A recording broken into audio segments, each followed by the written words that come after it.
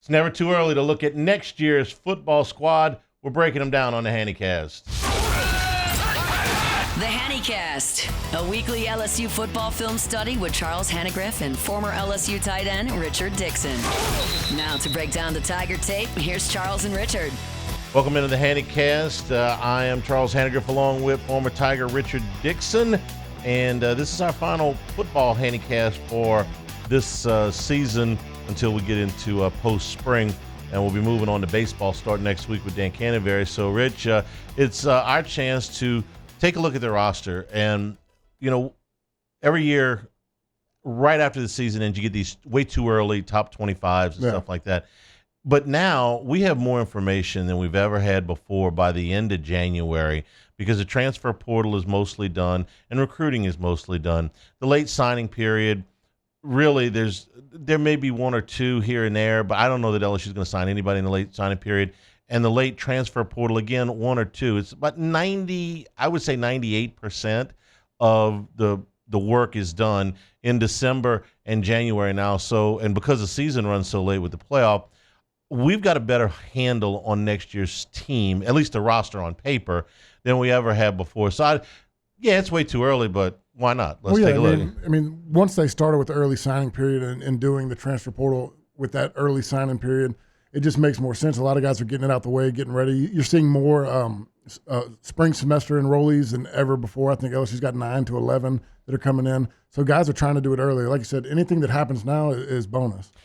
300, the top 300 on the composite 247 list, top 300 recruits in the country, 298 of them signed in the early period. So again, unless there's some circumstances, these guys are done. And then I think the late transfer portal, there'll be a little bit more than 1 or 2% guys that go to spring and it doesn't pan out. But you're really up against it if you don't go to spring football. Yeah. It's tough. It can be done, okay, but just in the last 5 or 6 years, the amount of time, the amount of work that's done before the end of January. For instance, Joe Burrow committed to LSU. Do you remember June? Late May. Okay, mid to late May. Jaden Daniels. So that was in 2018. Yeah. In 2022, Jaden Daniels. You remember when? June? Middle of March. Okay. If I submit to you that if Joe Burrow and Jaden Daniels had been in the transfer portal in the current climate, they would have been signed by the end of December. Yeah. By New Year's Day, they would have found a new home. That's just how the climate has changed just in the last 6 years. And Joe Burrow was more to do a graduation. He had to graduate. He was graduating from Ohio State in May. But he would have committed. Yeah, I think it had been the current climate. So what we're going to look at is in a lot of these way too early top 25s, LSU's anywhere from 5 to 10. I maintain I think that this looks like to me a top 5-ish roster. And when you put it on paper and you look at it, I think you're going to really see what we're talking about here. And that's why we decided to put everything out.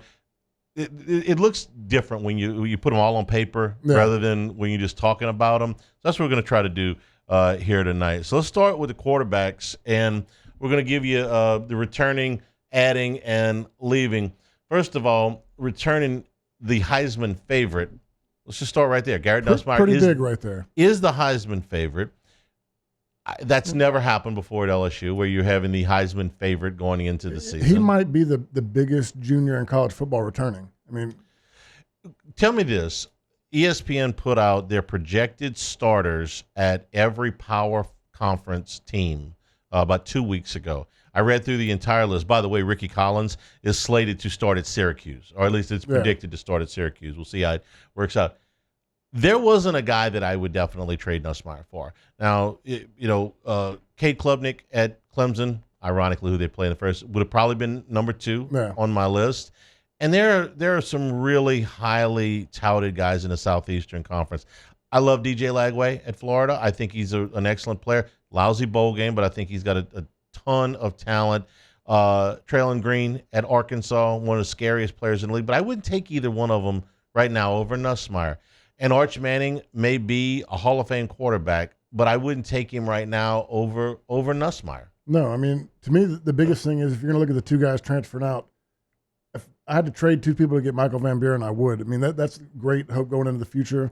You got to see him play a little bit this year at Mississippi State, or a lot, but as a freshman, he had some really good moments. Here's my deal with Van Buren. He started 8 games, played 10 for Mississippi State last year.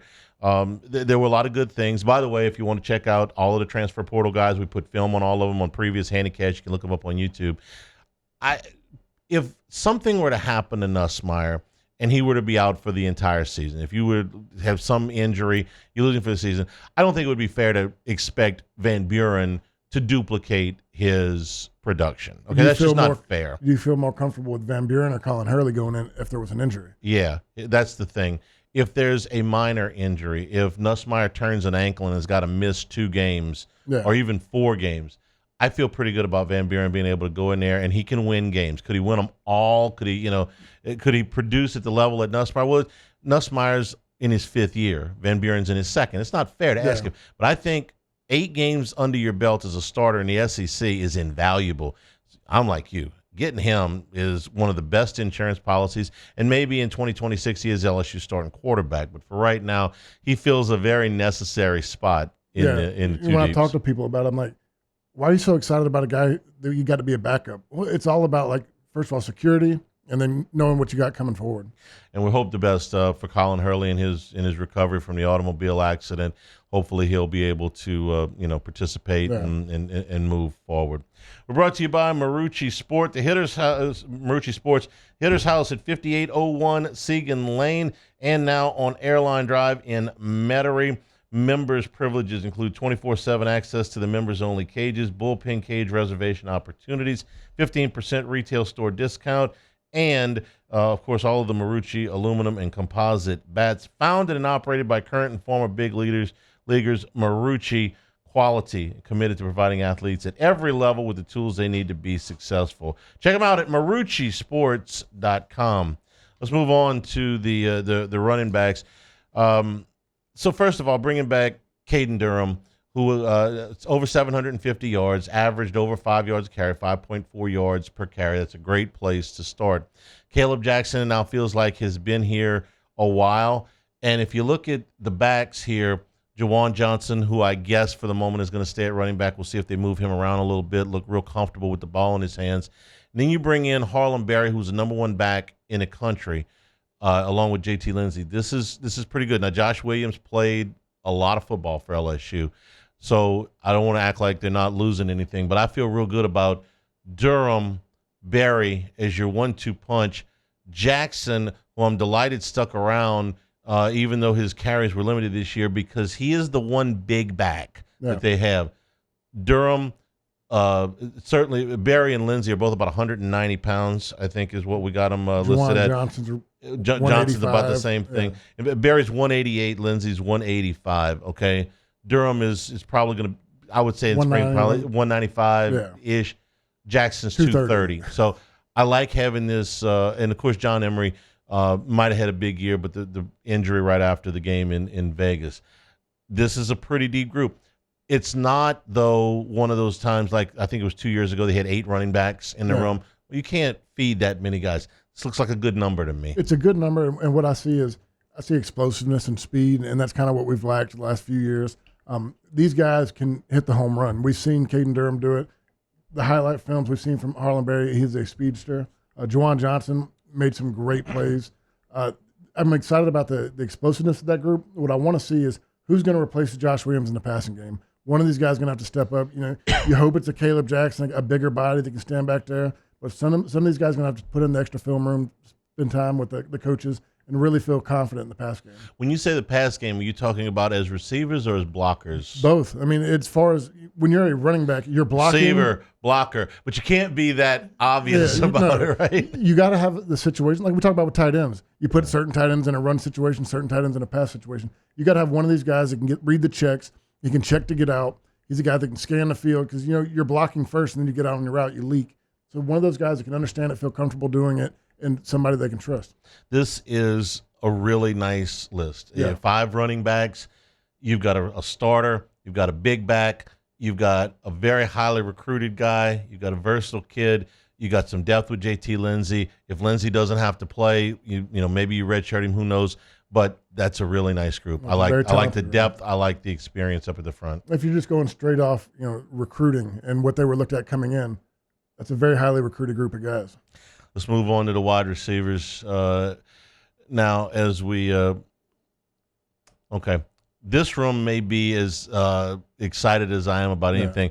I think you and I were both, and probably most people, were surprised that C.J. Daniels left. Disappointed. Yeah. Thought, hey, you know what? He can, he would have been a starter here next year. And then I look at this and it's like, maybe he wouldn't have. I don't know. Yeah. All right, so let's start here on the returning side. We saw what a big difference Chris Hilton could make at the end of the season in the last couple of games. Now, it was excruciating to wait for it, but the difference he made in the Oklahoma game and the bowl game, lights out. That's unbelievable. Aaron Anderson led your team in catches a year ago. Xavier Thomas, more in the return game, but certainly, now you're talking about an experienced guy here. And then Jelani Watkins didn't play last year. He still may be the fastest guy, or one of the fastest guys on the team. And then Trey Green, who we're going to talk about a lot. Is he in this room? Is there in the other room? Kyle Parker. And Kyle Parker, who is also returning on this list. There's a few names that I left off, not because I don't think that they can contribute, but I took off of the bowl game depth chart plus the recruits. But yes, Kyle Parker, who was hurt almost all last year, figures in here as well. The only reason I bring him up is because when Chris Hilton went out, he was the first guy up. And he's the guy that made some plays, got hurt early on. Yeah. He's a guy that they leaned on, hit the deep ball. Our first deep ball of the season went to Kyle Parker. He's another guy that this room is exciting. When you look at it, I didn't realize we're bringing in just as many people as we almost have. I mean, Nick Anderson's the big-time guy that everybody wanted to go after. He was the number one option at Oklahoma 2 years ago. Didn't really play last year. Was hurt most of the season. Then you see Barrion Brown. He's a speedster. How many kickoff returns does he have right now? He's almost broke the record. He's tied. Five for touchdowns in his career. His stature, speed, very similar to Chris Hilton. No. Okay, think the way I described him in a column that I wrote is he's Chris Hilton minus the injuries, and certainly we hope that Hilton's got the injuries behind him and he'll play all next year. Brown's got a lot of that. So you saw what Chris Hilton did when he finally got healthy and stretched the field on one side. Put Brown on the other and try to cover two guys that can run with that speed, and those two guys crossing in the middle. All that. Yeah. Destin Hill is a player that, if you look at him on paper, frankly, I was a little surprised that they took him until I started digging into it. He hasn't played really very much. 2 years out of high school, there were some things off the field where he didn't play at Florida State. Then he got in and he got injured. He's coming back to Louisiana. He was as explosive a guy as there was out there in the recruiting class. He just hasn't played. Maybe he'll work out. Maybe he won't. Both the freshmen, Teron Francis, Phillip Wright, kids out of New Orleans, out of Carr and Destrehan, respectively. Francis, in particular, right now, 6 foot, 205, 208 pounds. Okay. That's big enough to play right now. Now, Wright is probably going to need to put on some weight. He's 170 pounds right now. But that's 10 guys plus, Parker, like you're talking about. 10, 11 guys. Find me 4 that can play. I'm good. I mean, last year when a couple of guys went down, it was like, we're going to move Trey Green out there because we're short. Yeah, and as good as we were this year in the passing game, I mean, I thought we kind of lacked with talent. I mean, look, I like Kyron Lacey, but he was a second or third guy to me. I mean, C.J. Daniels was a second or third guy. We never had that elite number one. Chris Hilton was supposed to be the guy, and you saw why the last couple games. Yeah. One potential was the one this year. Yeah. Now, at least he led him in catches, okay? Is he a prototype number 1, 6'3" guy? No, but, he caught more balls than anybody else on the team this year. Brought to you by Dependable Storage. 8 locations across Louisiana and 1 in Gulfport, Mississippi. Check out the facilities in Slidell and Youngsville. They're the latest in the chain. They'll match any competitor's pricing and offer convenient online rentals and payments. Free use of the moving truck for new rental move-ins and clean, secure, and conveniently located facilities. Check out the website, dependablestorage.com, for locations, pricing, and rentals. Like Skip Urban always says, at Dependable Storage, they want your stuff. All right, this is your favorite portion of the program, the tight ends. Returning, Trey Green, basketball player these days. Had a Nice highlight dunk against Alabama the other night. Rich, what did you see in the bowl game when he was kind of back in that original position at tight end a little bit? I saw him just a freak athlete. He had 2 touchdowns, I think, in the game, or at least he did. Had a few catches. He is such an athlete that he can move around with his big body. I still think he lacks in route running. Things that we thought he got better on. He's just so much bigger and more athletic than guys that he can get away with it, but that's something that he can improve on. I think he's good. He's a willing blocker. He's a guy that goes in, puts his head down. I think another year of learning, bulking up, getting stronger, that's something he can do. Because this is the first time that you put this screen up that I say we might take a step back. Anytime you lose Mason Taylor, a guy that has career records, that had over 1,000 yards or whatever it was, and the production he has, the guy we leaned on him in third down, it's tough to come back from. Now, Bauer Sharp is a guy that looks promising. He was a guy that I think led Oklahoma in receptions this past year, yeah. Donovan Green played a lot 2 years ago. 2 years ago, he was injured last year at Texas A&M. More of a blocking tight end. He's probably the biggest tight end as far as weight in this group. I don't know what J.D. LaFleur is going to report at, but Green is 200. I got him listed at 265 pounds, which I think is going to be the biggest of all these guys. LaFleur played at Sulphur last year at 245, and Green probably about the same, about 245. In the offseason, when you were working routes and stuff like that, what was your routine? Because while I'm happy that Green is playing basketball, it's going to keep him in shape and all that stuff. Man, how much time do you have to spend working routes? It's a lot. I mean, we worked out. He's not going to be on the football workout program. We worked out Monday, Wednesday, Friday, did speed Tuesday, Thursday. Every Monday, Wednesday, Friday, you did a workout. You spent 30 minutes running routes, catching balls. On Tuesdays, you caught 200 balls after practice. Like that, you spent time with the quarterbacks and guys after lifting weights, after doing conditioning. And there's a lot of work you did in there. I mean, we ran routes every Tuesday and Thursday. So him missing out on that, I don't know. There could be a special deal that got worked out with him where he's still training with the football team in the morning, going to basketball in the evening. I'm not sure. But you do miss time. I mean, my brother that wanted to play baseball as a tight end, Miles did not like him leaving the spring. He was a guy that needed to be in the weight room, needed to bulk up. So he didn't want him over there on the baseball team. Miles wouldn't let Chad Jones leave spring practice. Yeah, I mean, it was tough. Now you talk about a tight end, guys who have to be bulkier. So you do miss time, but like I said, he's such a freak athlete. His conditioning is going to be great. Maybe the basketball, working with his feet, as long as he finds some time to work on his route running. But this is the first time I have questions because Donovan Green, like I said, he's our big, bulky guy. Hadn't played a lot the last 2 years. J.D. LaFleur's dad is, in my opinion, the best guy to come through LSU. He's the only first-round draft pick. So there's promise there. But I really hated to lose Kamari and Pimpton. And Mason Taylor, I get it. But this is right now, I see great athleticism and great pass catchers. I got question about who's going to be blocking. Yeah, and I think that's why Green was important. By the way, he caught, I think it was 22 balls 2 years ago for A&M. So it's not like he's incapable of catching the football. I feel okay here. I'm where Green ends up. How many tight end snaps? How many wide receiver snaps? Slot snap? I think you can use him all over the place. He's one of those guys I just want to live on the football field this summer. I'm looking at the screen, and to me, you're going to see another Bo Bordelon situation, another guy that comes in to be that third heavy blocking tight end, short yardage when they need somebody. Because right now, and unless Green steps it up, but from what I've seen with the guys right here, that's where I have my questions. Oh, you're in luck. I got lots of linemen. Hang on just a second. With 25 years of experience, Lake Urgent Care is dedicated to providing quality care close to home. They treat minor illnesses and injuries for ages 3 months and up at 17 convenient locations in Baton Rouge, Hammond, Livingston, and Ascension Parish. Plus, they offer weight loss solutions and occupational health solutions. As a seamless extension of Our Lady of the Lake, patients can access care from anywhere with the MyChart patient portal. Our urgent care centers are open 7 days a week. Simply walk in, check in online, or schedule a virtual care visit at lakeurgentcare.com. The next page is the offensive line, and this is really exciting to me. There is one name that, and this was my mistake, that when I gave it to graphics, that I didn't add Kyrie Lee, another 6'6", 300-pound freshman. This is the biggest area of concern when you look at what LSU has lost. First rounder, second-day guy, two other guys that are going to be in NFL camps and have chances to make teams, I think. But let's be real honest. The unit never developed last year the way that we thought it would. The run blocking was never quite what we thought. that it would be. There were a lot of plays. How many times did we sit here? They were one block away. They were one, second level guy away from busting things.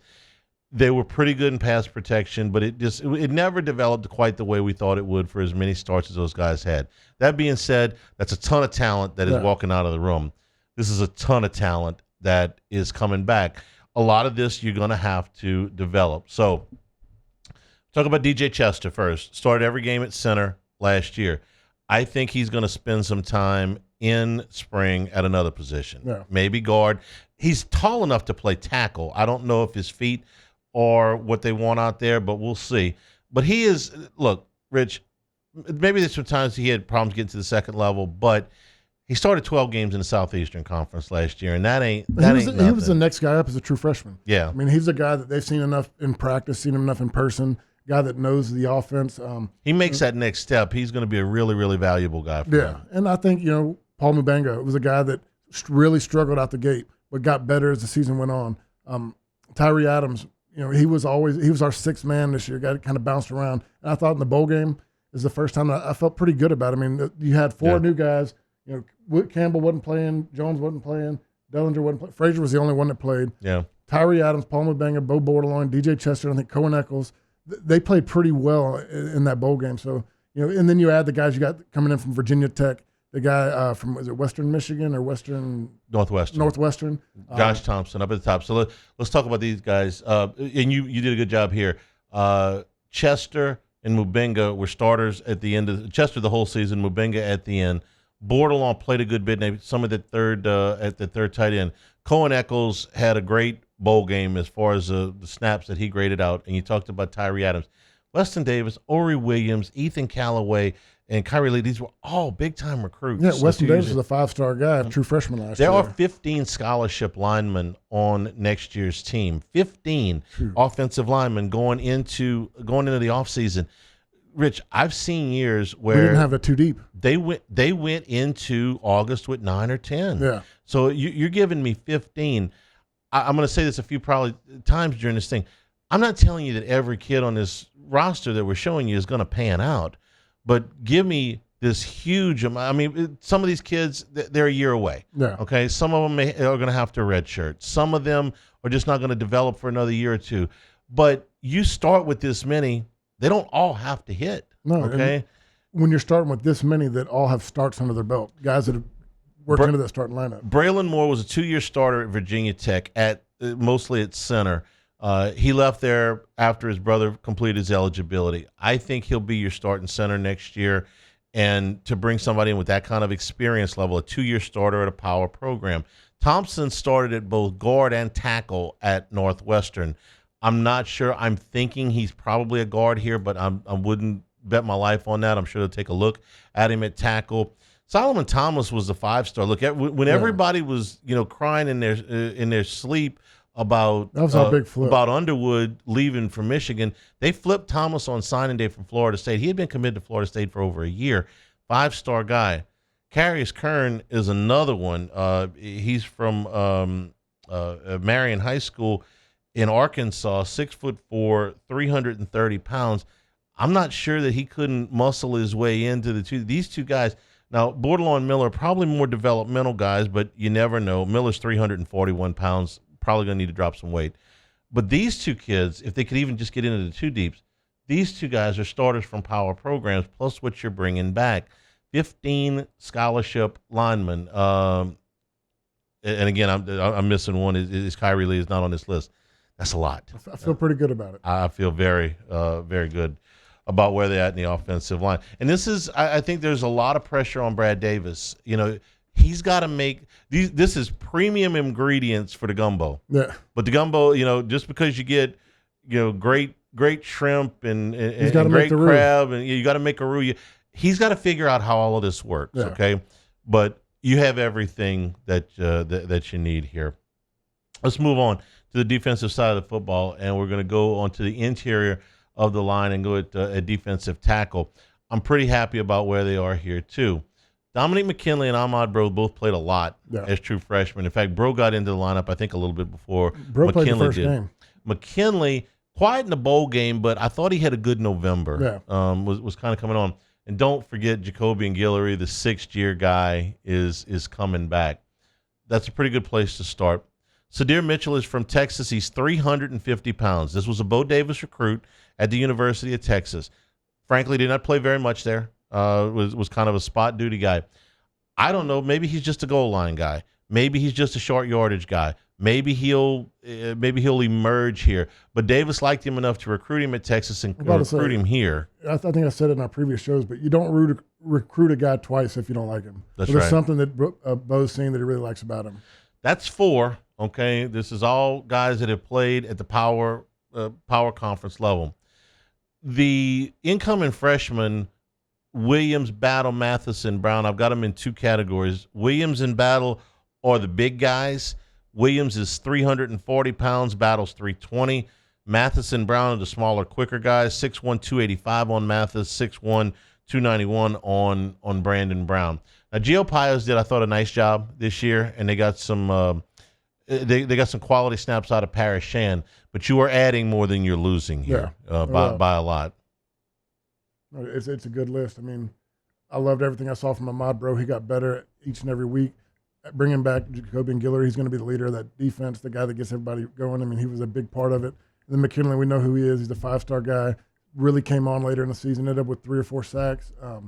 Looking good on that side of the ball. If you can get one of these freshmen to play, and Mitchell can give you some snaps, it's a 5-person defensive tackle rotation. It's been a minute, okay?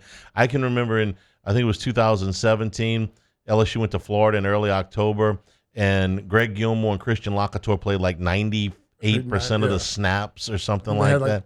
I think they were down to 2 linemen. They were. There have been times over the years where they just haven't had very many guys. Yeah. Last year was another one. It's not like they were overflowing with guys.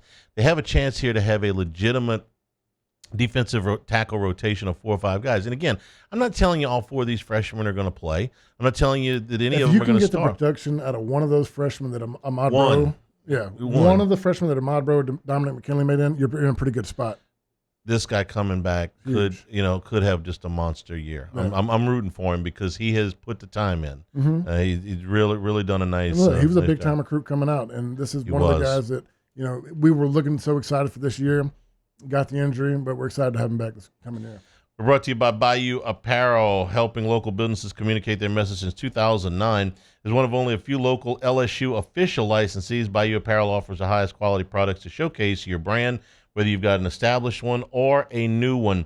Bayou Apparel design experts help you create eye-catching designs. They fit your company's message. They do logos, event T-shirts, and promotional items for your business. Call 225-928-9090. Or go to the website at bayouapparel.com. Defensive end, the edge was a place where LSU absolutely had to have some guys coming back. We thought that Deshaun Womack might come back. That didn't work out. So down to Gabe Relaford, who I think it was coming on at the end of the season. Started playing a lot, got a lot of playing time towards the end. He's a guy that I think we showed about it in our last film review, the pop he provided coming off the edge, collapsing on guys. In the bowl game, He was a guy that really is heavy-handed, played a lot older than he was. Great to have him back. When you first showed me the screen, I was like, dang, we only got one of them coming back. Right. But then you go through, Patrick Payton, Jake Pyburn, the guys that you're bringing in are pretty elite players as well. Outside offensive line, this is where you're losing the most production. Swinson was terrific in both years. And Jones, I thought, really came on, had a terrific year. Last year. Yeah. All right. So Patrick Payton, who comes in with 31 career tackles for loss and 16 sacks, all SEC potential here. No doubt. Pyburn at Florida, a little bit bulkier, a little bit more, I think, in run support, but can get up the field and rush the passer. Jamiri Butler was a starter at Nebraska. This is Florida State, Florida, Nebraska starters, plus Relaford. If these 4 guys can play, Shanklin, the freshman out of Indianapolis, 6'4", 255 pounds.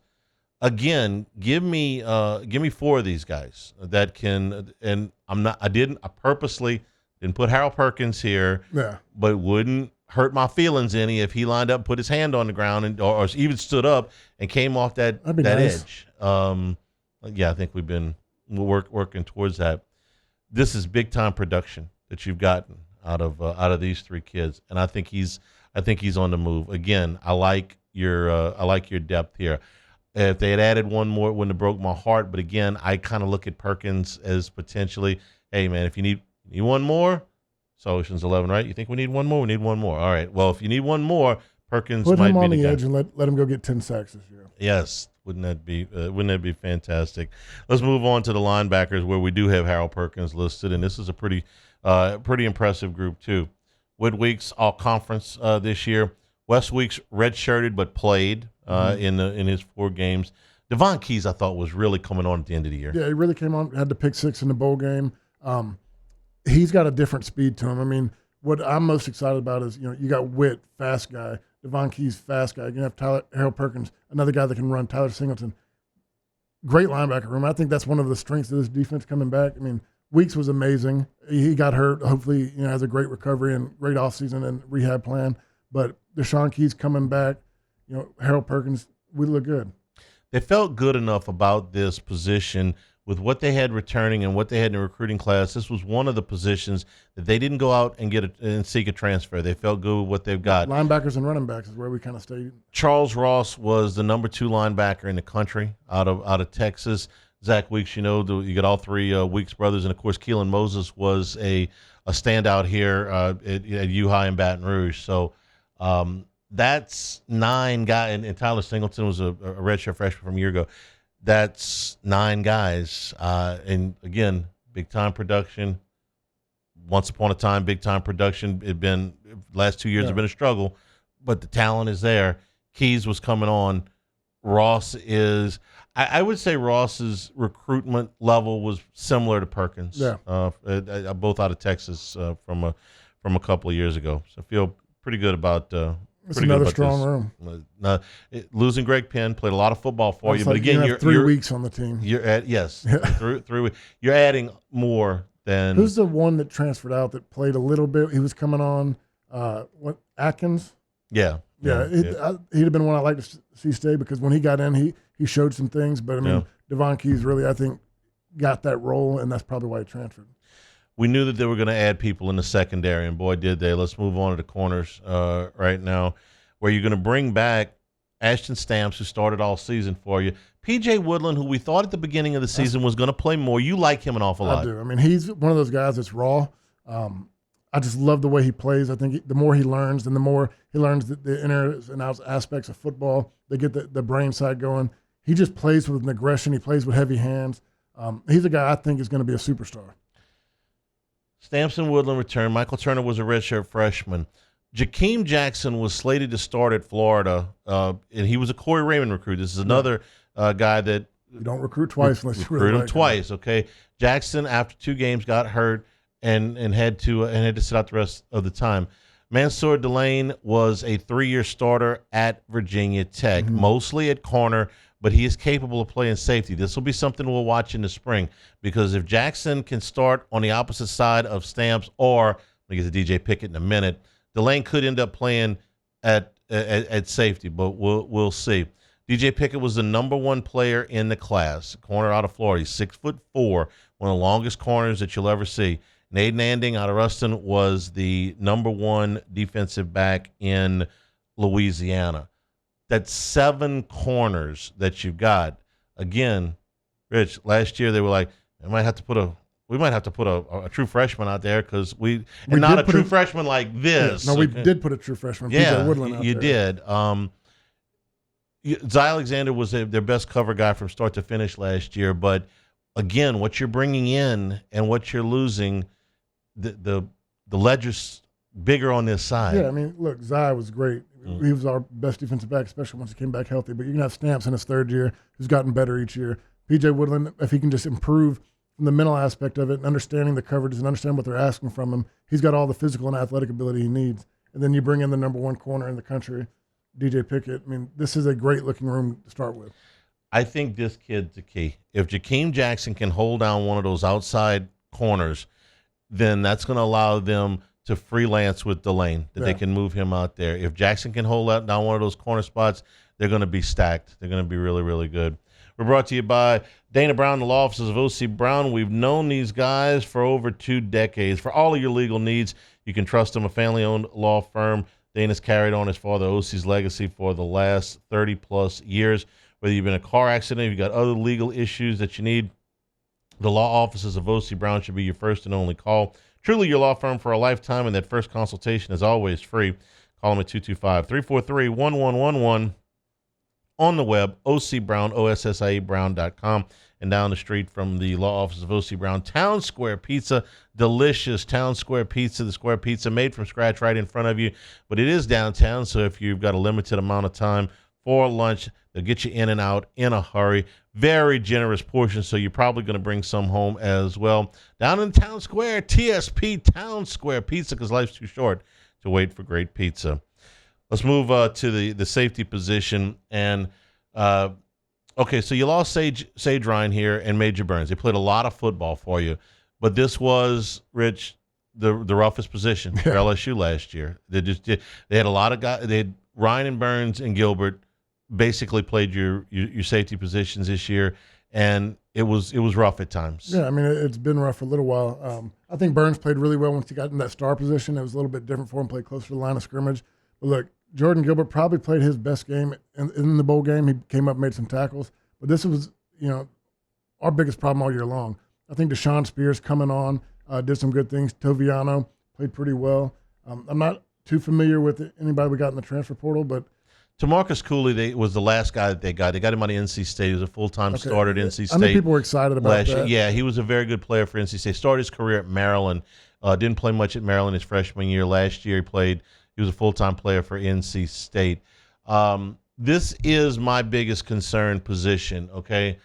Gilbert's got to play better than he did a year ago. It's just that simple. Spears, I have high hopes for. He looks the part. I mean, but once he left the rotation after September, he really didn't get back in until the very end. They said, we're picking our three guys. Yeah, he didn't get back in the lineup.